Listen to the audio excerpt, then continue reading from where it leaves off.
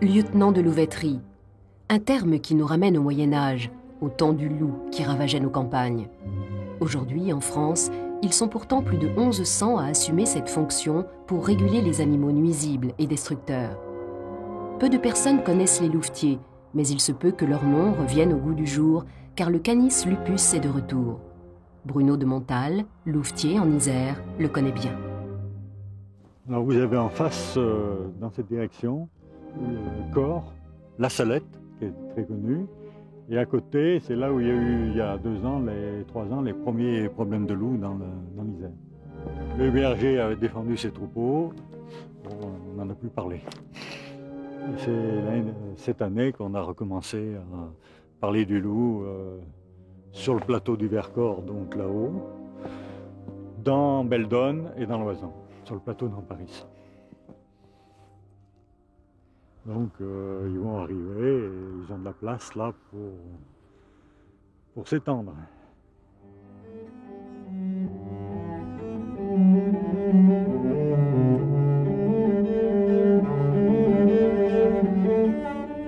C'est en 813 par un capitulaire que Charlemagne organisa en France la louveterie, alors que le territoire était très boisé et que les loups proliféraient.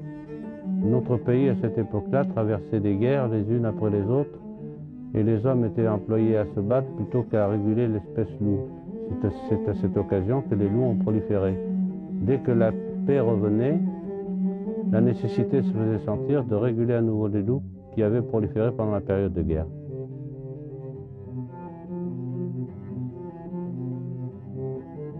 Pour Roger Raviglione, président de l'Association des lieutenants de louveterie de France, les tâches des louvetiers d'aujourd'hui sont multiples. Tout individu qui peut prouver chez lui qu'il a des dégâts occasionnés par une espèce peut demander à l'administration d'intervenir, de faire intervenir le lieutenant de louveterie pour des battues ou pour la régulation de cette espèce. C'est la direction départementale de l'agriculture qui a en charge la gestion de l'intervention des louvetiers. Bertrand Pedroletti travaille à la DDA de l'Isère, à Grenoble.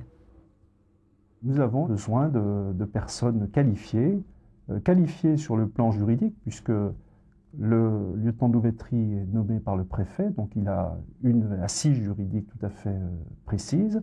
Des gens qualifiés sur le plan cynégétique. Bon, les louvetiers sont des chasseurs, et donc ils réunissent toutes les compétences pour justement arriver à désamorcer des conflits. Et j'avoue que grâce à eux, l'administration est soulagée dans bien des cas. Ce rôle, il le joue d'autant mieux qu'il a 2 catégories d'individus qui sont face à face généralement quand il y a un problème. Il y a le monde agricole et il y a le monde de la chasse. Et lui, il fait l'interface entre ces 2 mondes-là. Donc moi j'ai toujours préconisé pour les nominations de lieutenant de louveterie qu'on choisisse parmi les gens qui étaient susceptibles d'être, quel terme je pourrais employer, un homme de terrain qui était proche de la population et qui pouvait éviter les conflits.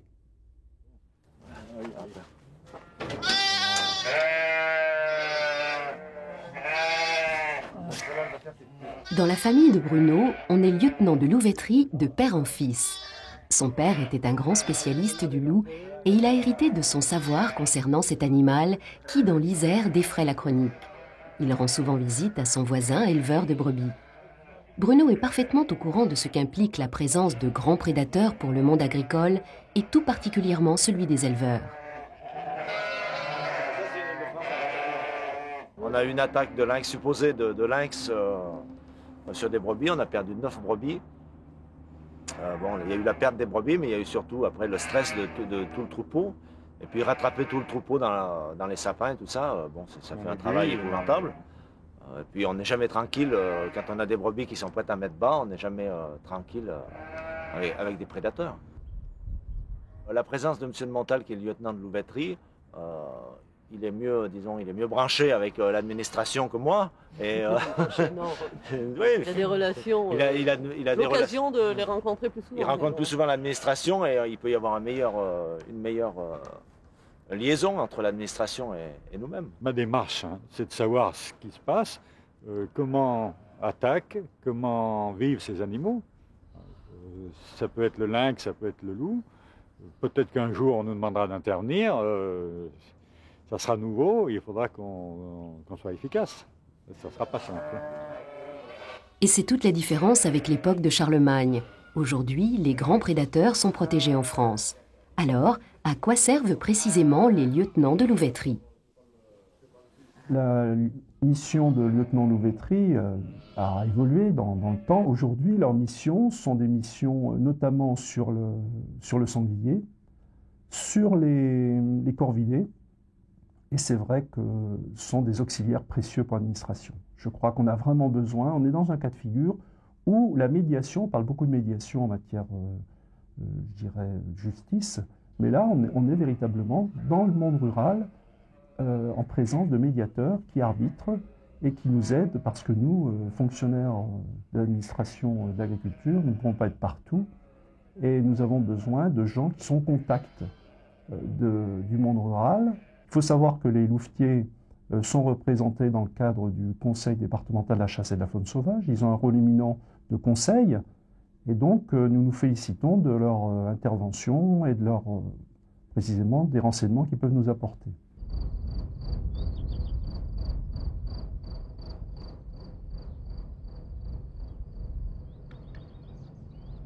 À chaque département, ses spécificités. À chaque canton, son louvetier. Ici, dans les Pyrénées, au cœur de l'Ariège, à Lordat, le louvetier est une femme, Colette Rollet.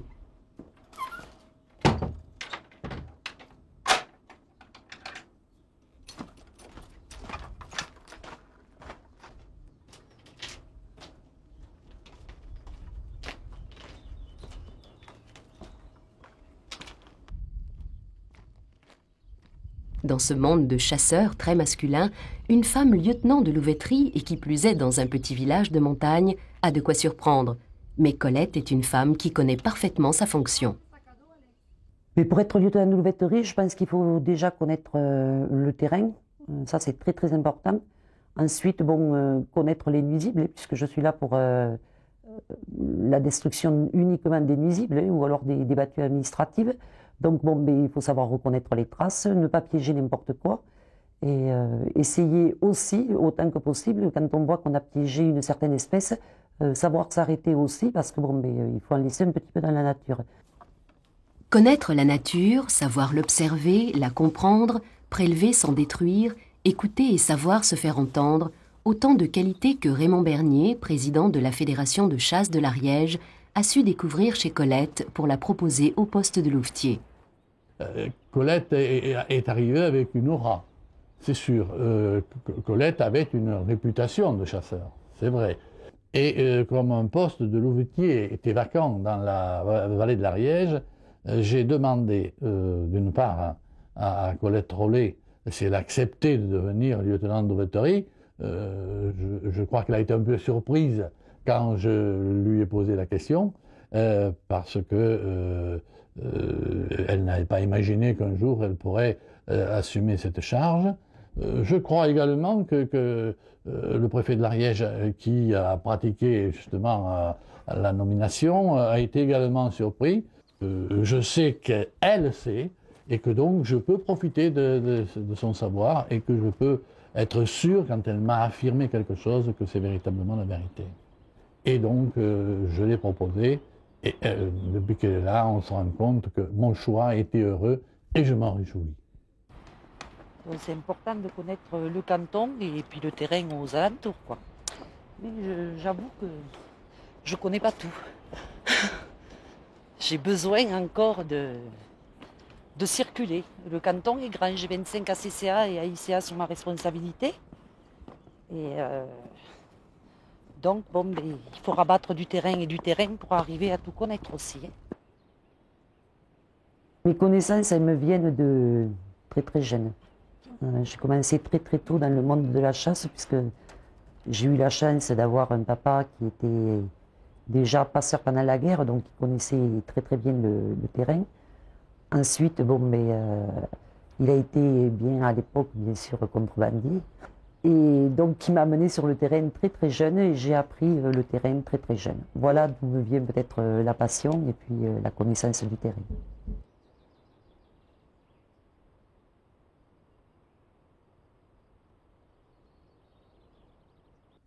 il m'a tout appris, donc il serait difficile de ne pas avoir une pensée pour mon père à chaque fois que je fais une intervention au niveau de la nature.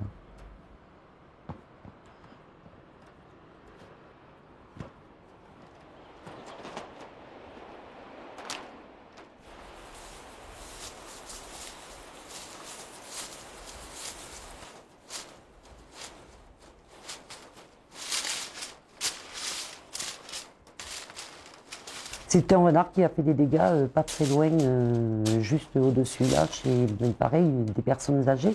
Et bon, ces personnes-là n'apprécient pas du tout de voir que le renard vient manger les poules. Parce qu'une poule ici a une très grande valeur dans nos montagnes.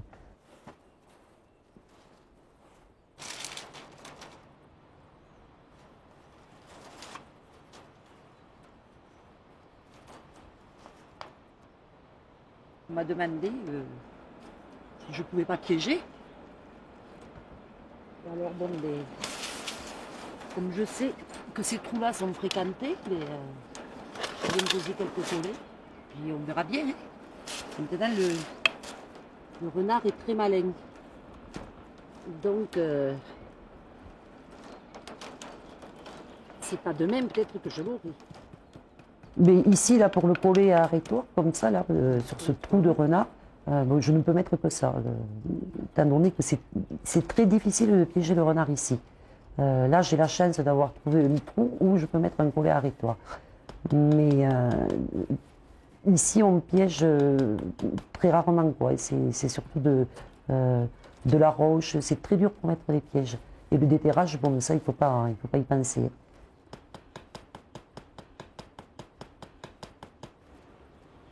C'est impossible dans le sens où c'est que de la roche. Et on ne peut pas creuser. En fait, ils font leur terrier que dans la roche. Ils longent les roches et puis souvent les galeries tournent autour des rochers, quoi.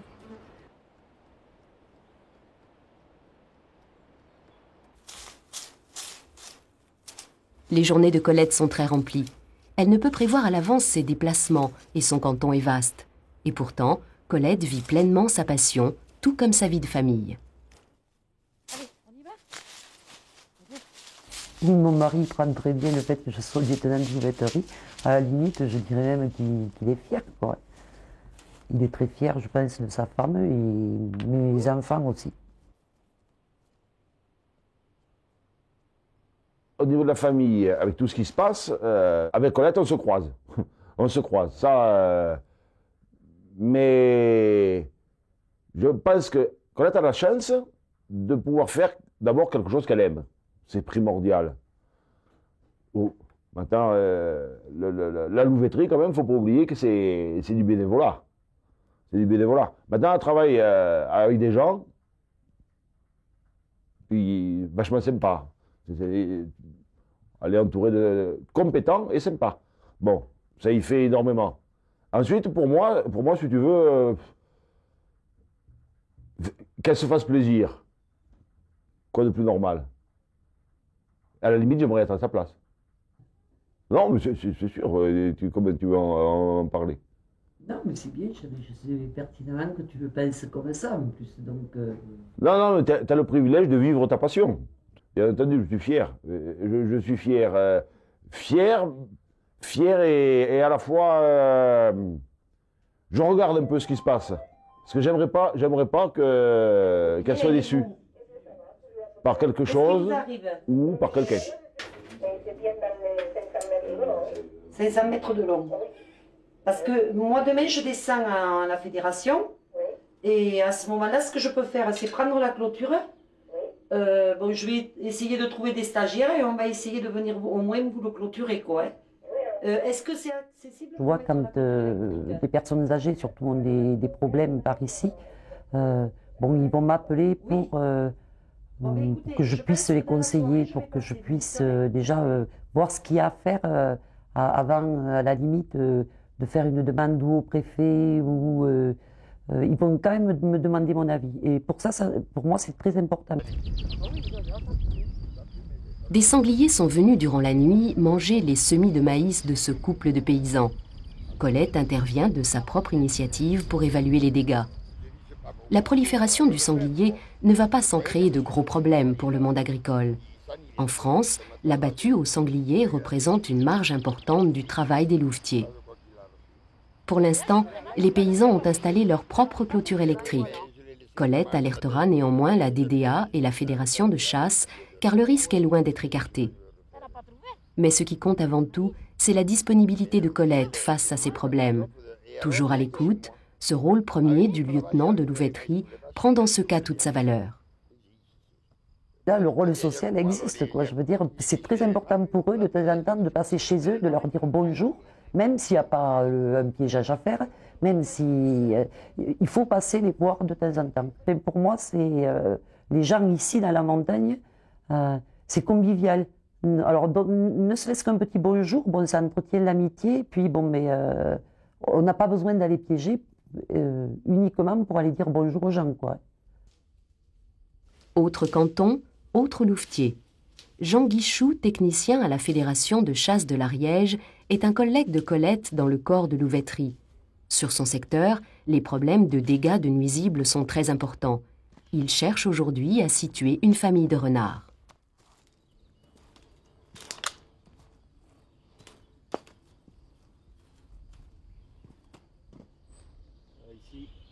Ici, on a du blaireau. Ici, nous sommes sur une garenne habitée par le blaireau. C'est un animal qui est redevenu relativement abondant depuis que l'usage de la chloropicrine, qui était un gaz asphyxiant, a été prohibé. Il payait un lourd tribut à cette pratique. Les gens gazaient de façon un petit peu systématique les trous de renard. Le renard, souvent, n'était pas là. Par contre, le blaireau, qui est un nocturne pur, lui était dans son trou et mourait à la suite du gazage. Le renard a une odeur caractéristique que tous les louvetiers connaissent. Et très souvent, le simple fait de sentir, de renifler l'odeur à l'entrée du trou nous permet déjà de savoir s'il y a quelqu'un ou s'il n'y a personne. Je vais voir là si cette odeur est présente. Alors, apparemment, de toute façon, il n'y a pas de renard ici. On n'a que le blaireau qui a colonisé en totalité la garenne. Les renards ne sont pas là.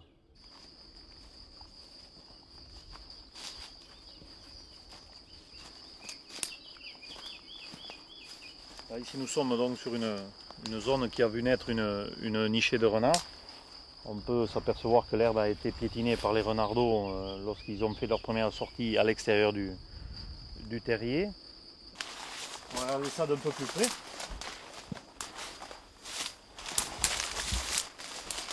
Beaucoup de grosses mouches. C'est un signe de la présence du renard puisqu'il amène avec lui. Vous voyez, plume de faisan. Ici du poil d'un lapin certainement, qui aura fait les frais de l'opération. Vous voyez les grosses mouches qui sortent. Les renards amènent avec eux à l'intérieur du terrier quelques carcasses ou cadavres pour les consommer. Pas trop d'odeur de renard, j'ai peur qu'ils soient déjà partis. On va regarder un petit peu plus loin.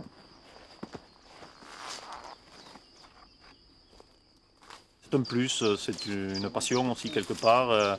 Celui qui aime la chasse, qui aime l'agriculture, qui aime le monde rural, il a à cœur de rendre service et je crois que ce qui guide le louvetier, c'est cette notion de service, tout en pratiquant des sorties sur le terrain qu'il affectionne en tant que chasseur. Et il va aller au-devant de l'agriculteur, il va discuter, il veut savoir, il veut connaître. C'est ce goût d'aider les autres en réalité qui le guide le plus souvent. Bonjour. Salut. Salut. Ça va? Alors c'est poulain. Combien? Une douzaine. Et d'où ils viennent là? Et puis il y a des trous derrière là. Dans le bois, aux ruches là? Ah ouais. Toi qui as niché là? Oh, je pense. Il va falloir regarder cette semaine. Ouais. Le bois c'est fini? Ça va ici. Ça va ici. Très bien. Bon oui, je te laisse. Au revoir.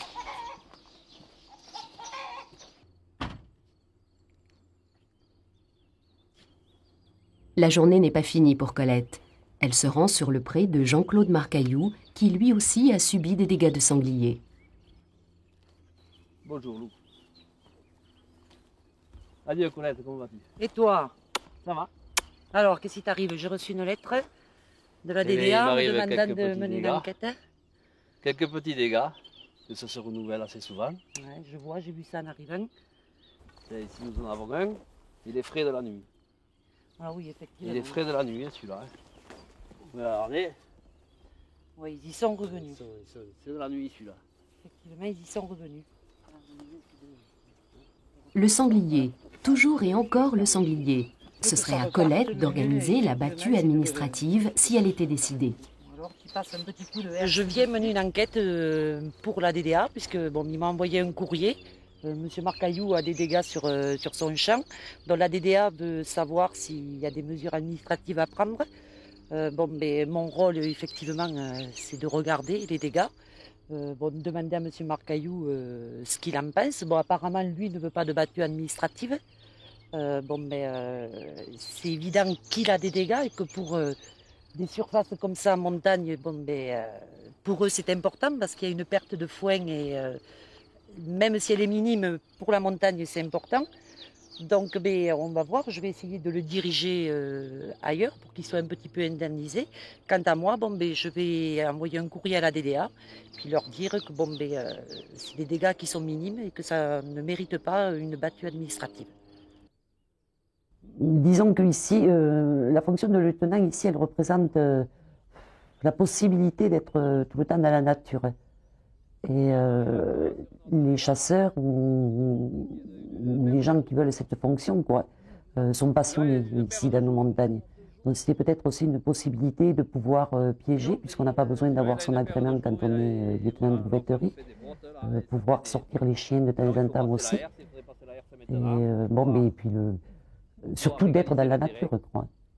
Ou alors, Jean-Claude, moi, ce que je te propose aussi, c'est que tu essayes de mettre le courant peut-être tout le tour pour éviter qu'il rentre, quoi. Oh, c'est pas le courant qui les arrête.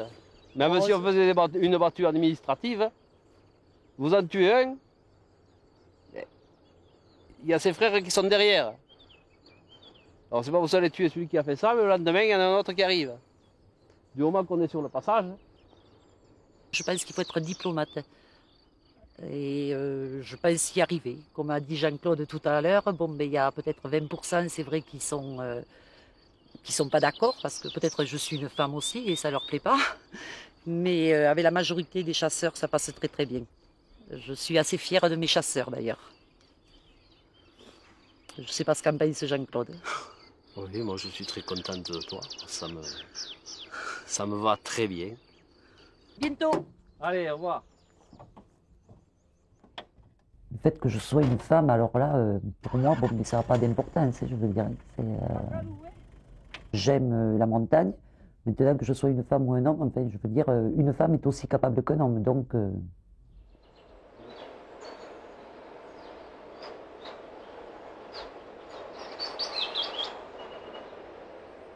Là, on va partir en opération sur le terrain. Donc, le lieutenant de louveterie, pour de la tenue qu'il peut éventuellement porter pour être reconnu par les uns ou les autres, obligatoirement sera porteur de son insigne lorsqu'il agit au titre de la fonction de lieutenant de louveterie. Donc c'est une tête de loup dorée avec le pourtour bleu où est inscrit le lieutenant de louveterie. Tous les louvetiers de France sont porteurs en mission de cet insigne, ainsi que de leur commission qui a été délivrée donc pour le canton dont ils ont la charge et pour lequel canton ils ont prêté serment et qui est, même si celle-ci a un peu souffert, qui est donc signé du greffier en chef du tribunal de Foix et qui autorise le louvetier à pratiquer sur son canton. C'est donc le ministère de l'Environnement, la direction de la protection de la nature.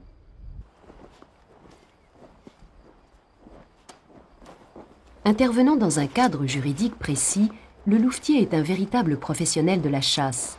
Assermenté mais bénévole, il se doit d'adapter son action à chaque situation. Battue administrative, tir sélectif, mise en place de pièges ou d'éterrages sont quelques-unes des possibilités offertes au lieutenant de louveterie. Il sera le seul à choisir le moyen adéquat.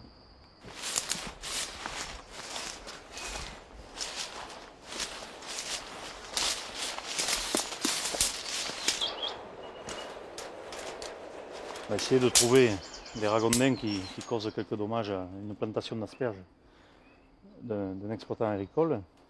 Et en principe, il y a une petite zone calme, une zone d'eau assez posée, puisque le ragondin n'est pas très intéressé par un fort courant. Donc on va trouver ici un petit lac ou une petite retenue où les animaux se reproduisent en quantité. Ce sont certainement ceux-là qui commettent les dégâts qu'on ira voir tout à l'heure.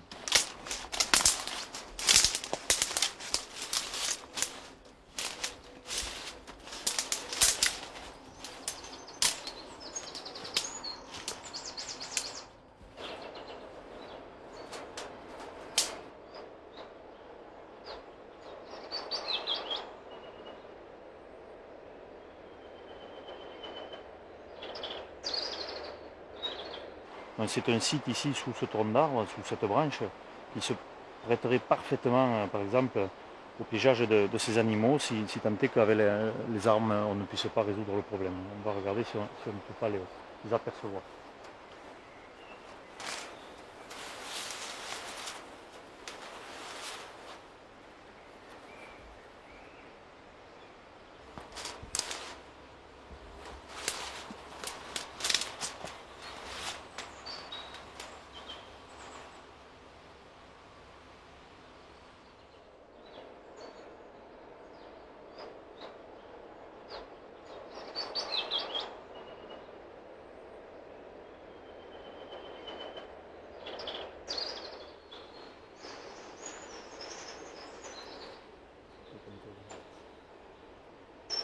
En face plutôt que ce côté-ci.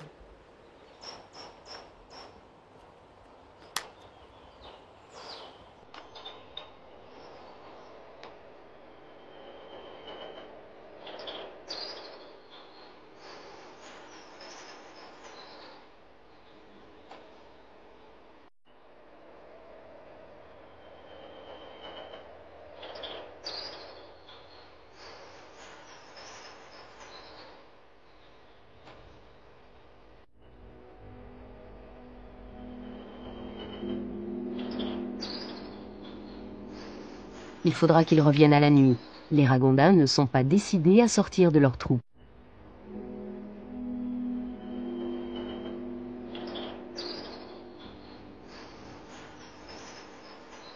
Le corps des louvetiers est un corps qui date de Charlemagne. Alors il est évident que peut-être dans le cours de son existence, il a connu des variations, des moments forts, des moments plus faibles. Je crois qu'actuellement, depuis une vingtaine d'années, il est dans une phase ascendante, c'est-à-dire que le louvetier reprend la place qu'il méritait d'avoir. Car le travail ne manque pas. La prolifération de certaines espèces nuisibles pose de graves problèmes dans certains secteurs de l'agriculture, mais aussi sur le capital cynégétique des régions. Alors on s'entraide. Colette a rejoint Jean dans la plaine pour tenter un déterrage d'un supposé blaireau trop proche des habitations. Les chiens de Jean s'engagent dans le trou.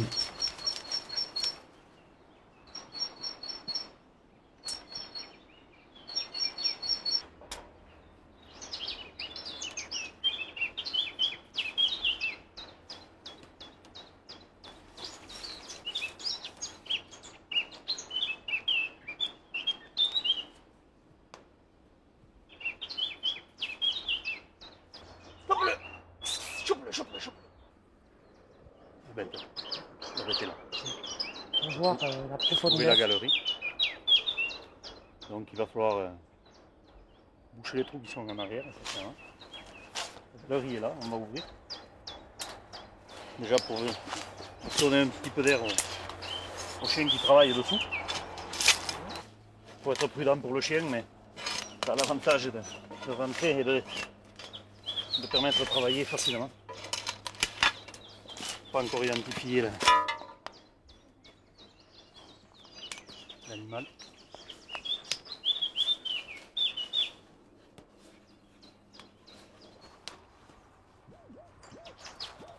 On entend très bien le chien.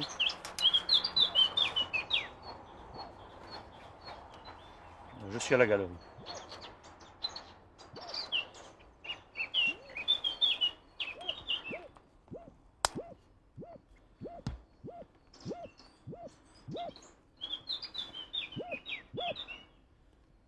vapeur qui monte.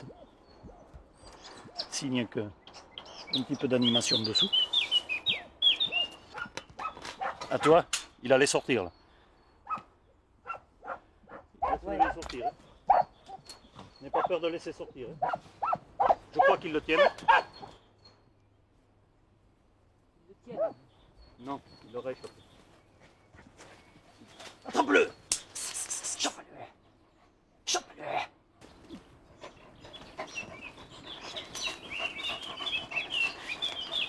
Attrape-le, il arrive. On va vite y remettre un chien pour éviter Qui ressort que ça recule.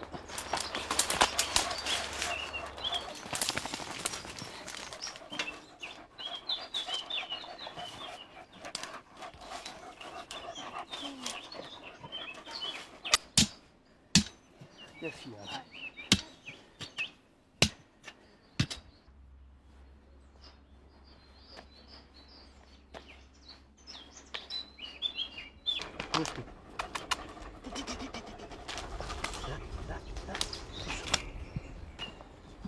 Attrape-le! Attrape-le!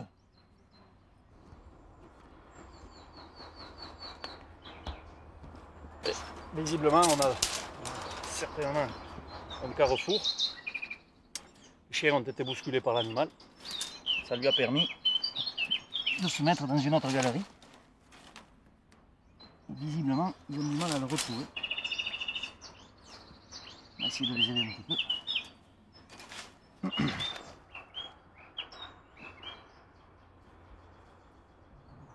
L'animal a réussi à s'enfuir. Les chiens ne retrouvent plus la piste dans les méandres des galeries. Là aussi, il faudra revenir.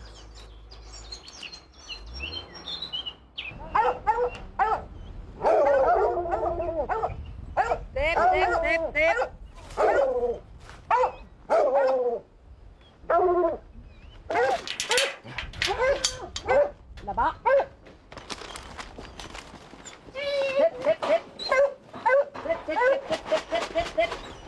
Et où ils sont mes bébés?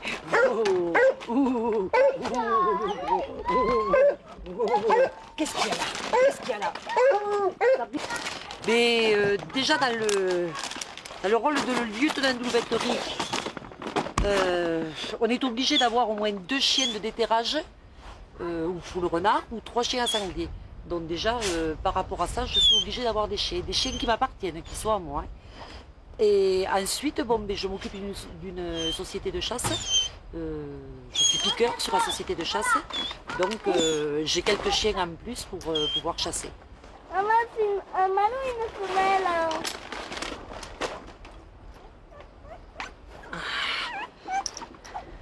C'est un joli petit mâle. Il est tout seul? Et oui, parce que Laïka, elle est jeune, elle n'a pas voulu les autres. Elle l'a tué. Et oui, c'est parce qu'elle ne se sentait pas de les nourrir.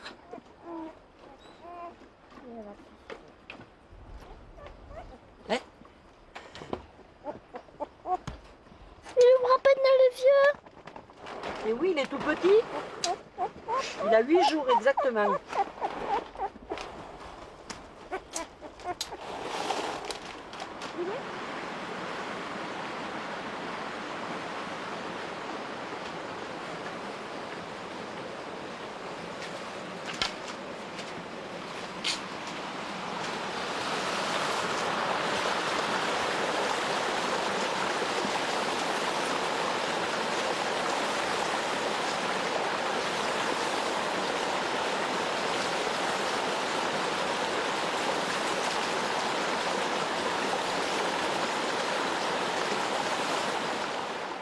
Les louvetiers sont avant tout des chasseurs. Leur fonction et leur passion forment un tout. Colette a pris la responsabilité d'un comptage d'isards.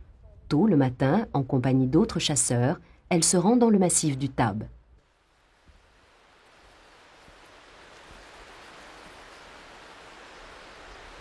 Il est parti, Georges, déjà?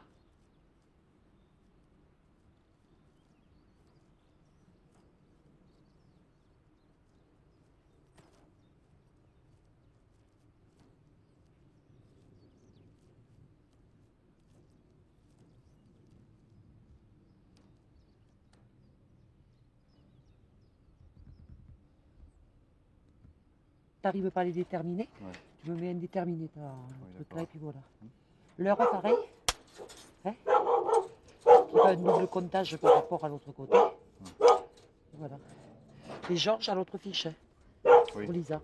Donc bon, c'est les chasseurs qui font le comptage, avec bon, les techniciens de la fédération. Donc on a fait des groupes, des quartiers de comptage un petit peu partout. Et puis on doit se retrouver vers les midi et demi pour avoir tous les résultats et savoir à peu près le nombre de bêtes qu'on peut avoir sur tout un massif. Voilà. Et bien là on est à Cédars. À 1700, il y a combien Georges? 1760, non? D'altitude. Voilà. Là-bas il y a le col du Girabal vers le haut. Et nous allons tenir tout le massif. Donc Georges et Jean-Claude vont partir sur l'étang d'Api, faire un comptage de l'autre côté. J'ai une autre équipe dans le trou de l'ours, là-bas aussi qui compte, et puis nous allons tenir ce secteur. Mais c'est la vieille, ça. Elle a le masque facial, on le voit bien là. Viens la voir. Elle est seule, celle-là. Elle est seule. Elle est seule, il n'y a rien. Comme elle est toute seule, Lisa. Viens bien la voir, André. Ah oui, je la vois. Elle court par contre. Hein. Oui, je la vois. Elle a dû, Elle nous a entendu. se gratte l'oreille. Ouais, ça c'est une vieille. Oui, mais elle regarde vers le bas comme ça. À peine si voit le bout du dos.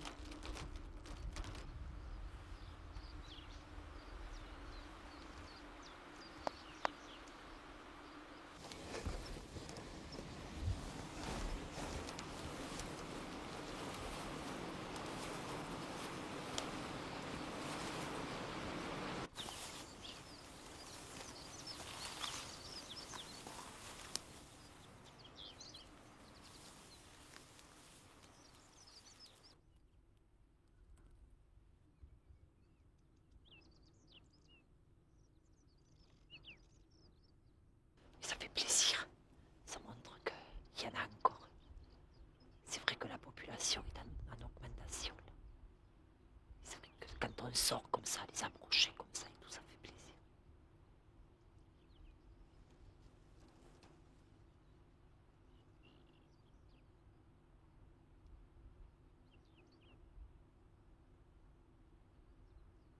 Là, apparemment, les naissances auraient bien réussi.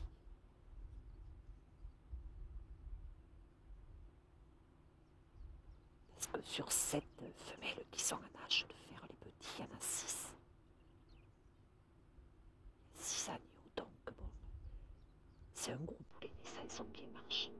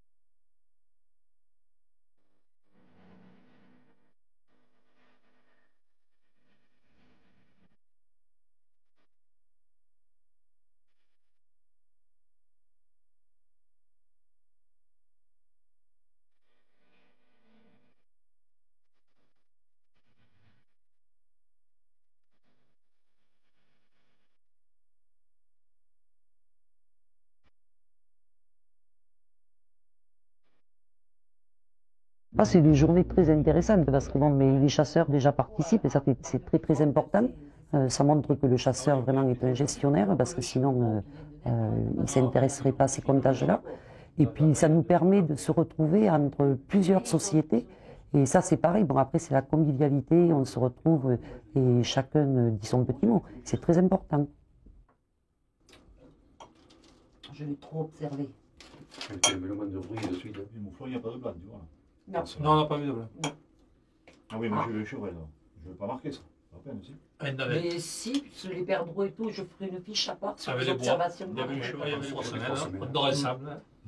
T'as pas envie de dormir avec nous, hein? Je te dégomme le temps, hein. Je savais pourquoi.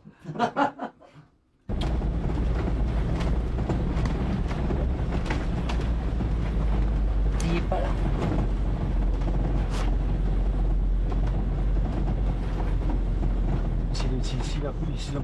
Mais être louvetier, c'est d'abord aimer la nature, savoir la contempler pour la comprendre, apprendre de la faune et de la flore tous les jours. Par une route chaotique, Colette se rend avec son ami André dans la réserve d'Orlu, célèbre pour sa population d'isards.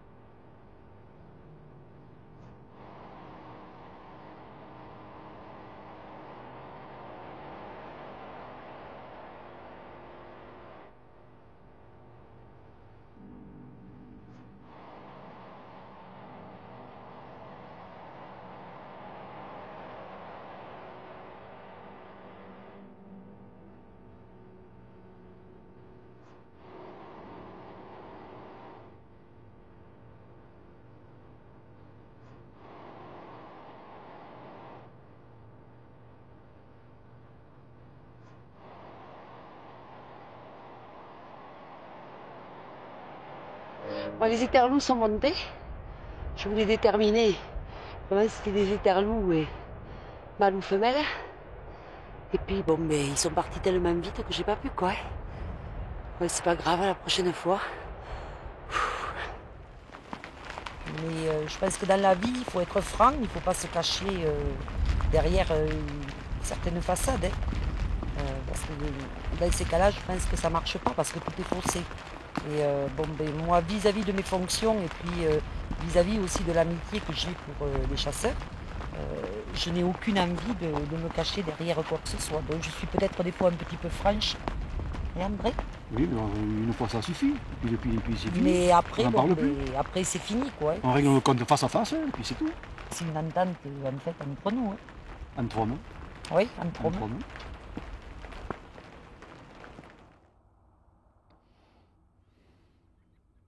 Nous sommes là sur la route qui monte au col de Rancurel. Vous avez en face de vous le Vercors, côté ouest. Ça s'appelle Touron. C'est là où je viens un peu à la chasse de temps en temps. Mais je vous avouerai que cette année, depuis le 1er juin, j'ai tiré une cartouche.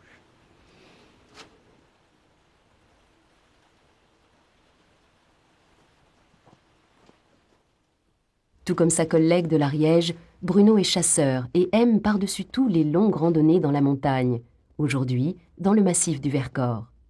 Sa passion pour la louveterie, Bruno la vit quotidiennement. C'est une façon de vivre, de venir voir, de regarder. Vous avez un chamois au milieu de la plaque de neige sur une bosse de pierre. Et si on regarde au pied de falaise, il y en a un, il y a une mère, un chevreau sûrement, et puis il y en a 2 autres, 3 autres derrière, donc ça fait 6 chamois là. Oui, il a du mal à marcher dans la neige, hein. Ça enfonce. Voilà.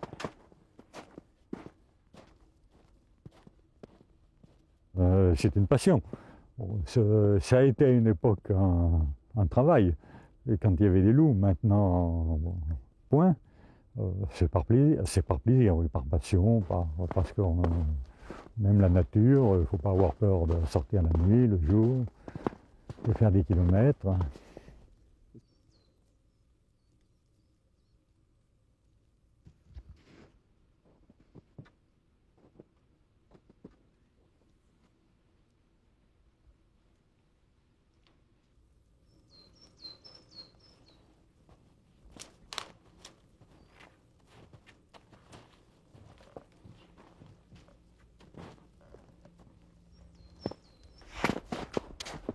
Je ne sais pas parce que s'il est fainéant ou quoi, mais les chameaux, ils laissent traîner leurs pieds dans la neige.